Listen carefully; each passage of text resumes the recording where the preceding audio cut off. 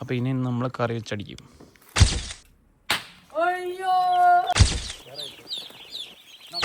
ഒരുത്തിനെ അടി കിട്ടിയിട്ടുണ്ട്, നോക്കട്ടെ. രണ്ടുപേരുണ്ട്.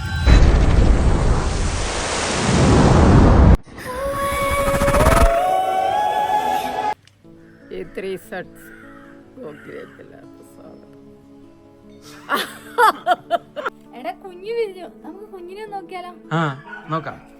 അങ്ങനെ നമ്മുടെ കോഴിക്കുഞ്ഞ് വിരിഞ്ഞിട്ടുണ്ട് കേട്ടോ.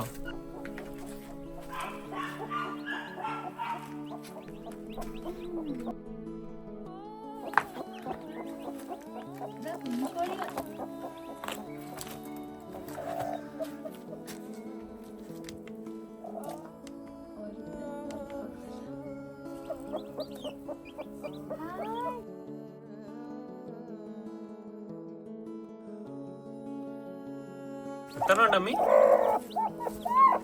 2, 4, 6. 6 കേട്ടോ. ഇതിങ്ങനെ പൊട്ടി ഇരിപ്പുണ്ട്.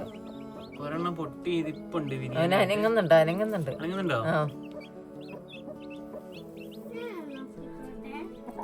2 ബിരിയാണി കേട്ടോ. അയ്യോ,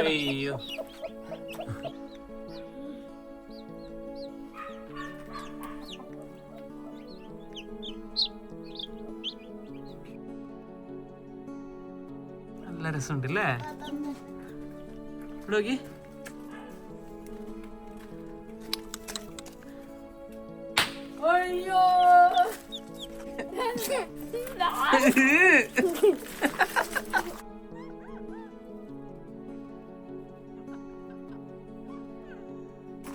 മമ്മി ഒരു മുട്ട പൊട്ടിച്ചാട്ടാ. 3 എണ്ണത്തിൽ 1 എണ്ണം ചീമൊട്ടയായിരുന്നു.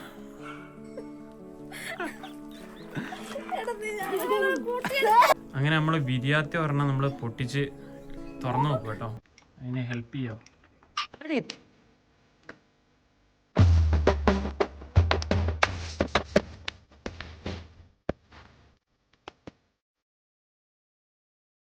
ഒരു ദിവസം ചൂട് കിട്ടണം അമ്മി. നല്ല കുറച്ച് ദിവസത്തേന് 2 ആഴ്ചത്തേന് നല്ല ചൂട് കിട്ടി. ഒരാഴ്ചയെങ്കിലും നല്ലപോലെ ചൂട് കിട്ടും. അപ്പോൾ നമ്മൾ അതേ മുട്ട പൊരുന്ന് വെച്ചോടെ തന്നെ പിന്നെ നമ്മൾ റീപ്ലേസ് ചെയ്യാം കേട്ടോ. തിരിച്ചു വെക്കുക. അപ്പം നമ്മുടെ കോഴിക്കുഞ്ഞുങ്ങൾ വന്നിട്ടുണ്ട് കേട്ടോ.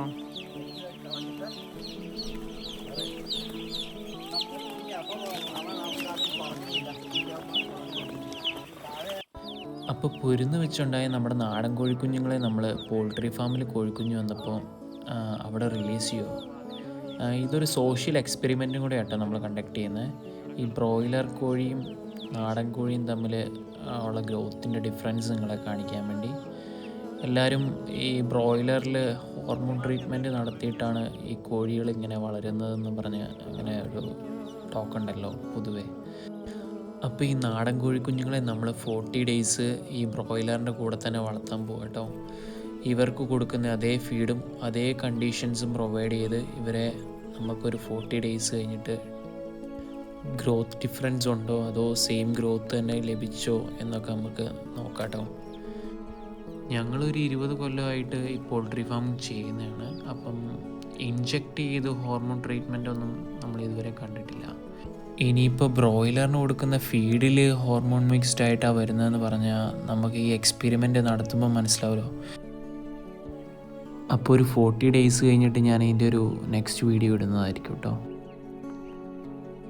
അപ്പോൾ മീനെ പിടിക്കാൻ ഡാഡി ഇറങ്ങിയിട്ടാണ് കേട്ടോ. എനിക്ക് വീഡിയോ പിടിക്കേണ്ടത് കൊണ്ട് മാത്രം ഡാഡി ഇറങ്ങി.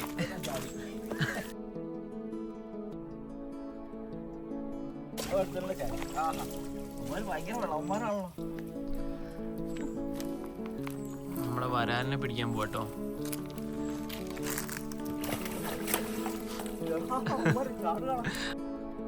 ഒരുത്തിനെ അടി കിട്ടിയിട്ടുണ്ട്, നോക്കട്ടെ. 2 പേരുണ്ട്. ഇതൊന്നും വലുതാ.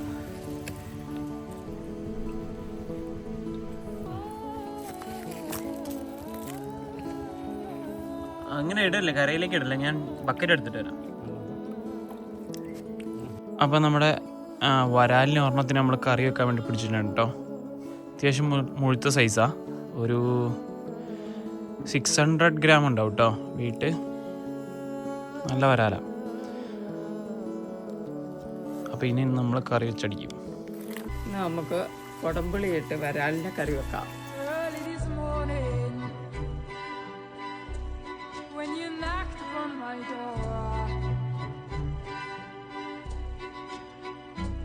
ഈ വേളയിൽ എന്റെ മനസ്സിലേക്ക് ഓടിയെത്തുന്നത് ഈ വരികളാണ്.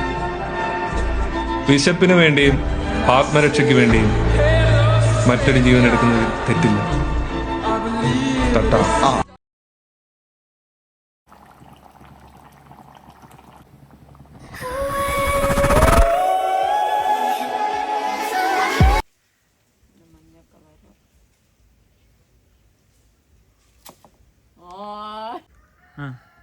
ഒരെണ്ണം കൂടെ പറിക്കാടാ.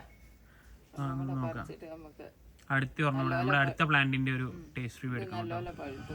കുറച്ച് എല്ലാരും സബ്സ്ക്രൈബ് ചെയ്ത് സപ്പോർട്ട് ചെയ്യണം കേട്ടോ.